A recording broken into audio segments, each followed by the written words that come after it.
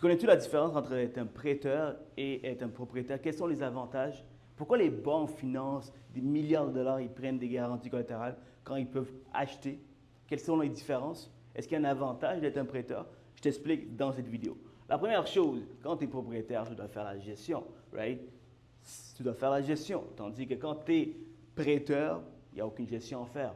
Tout ce que tu dois faire, c'est percevoir les paiements hypothécaires. That's it. As simple as that. La deuxième chose, s'il y a des réparations, s'il y a un mur cassé, un mur avec un gros trou, qu'est-ce que tu dois faire?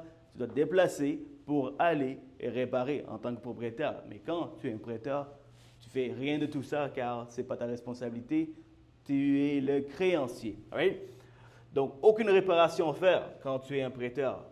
La modération, c'est-à-dire que tu dois être un modérateur lorsqu'il y a un chicane entre deux personnes, entre deux locataires.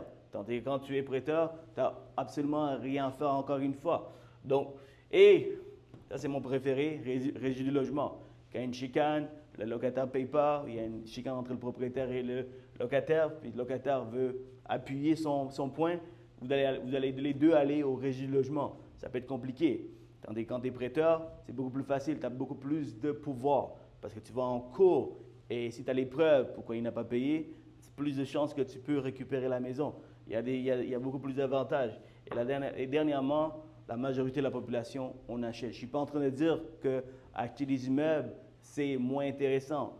Il y a parfois, et même plus souvent, c'est une diversification, être un prêteur. Right? Ce n'est pas uniquement la seule chose qui va te permettre d'avoir des rendements. Right? Donc, si tu veux savoir comment toi aussi tu peux être un prêteur, j'ai la solution pour toi. Le 12 juin, à 5h30, j'organise un webinaire. Mon 7 ans d'expérience, mon 10 000 heures, plus de 10 000 heures d'expérience que j'ai acquis dans le financement alternatif et privé en tant que courtier, mais aussi en tant que gestionnaire de fonds privés, je vais tout dévoiler comment être un bon prêteur. On va parler de plusieurs choses. On va parler de comment aller chercher la business. C'est quoi l'éthique? C'est quoi être un bon prêteur qui fait les bonnes choses pour aider les gens qui ont besoin d'argent? On va parler des lois, c'est quoi les responsabilités, c'est quoi qui te protège.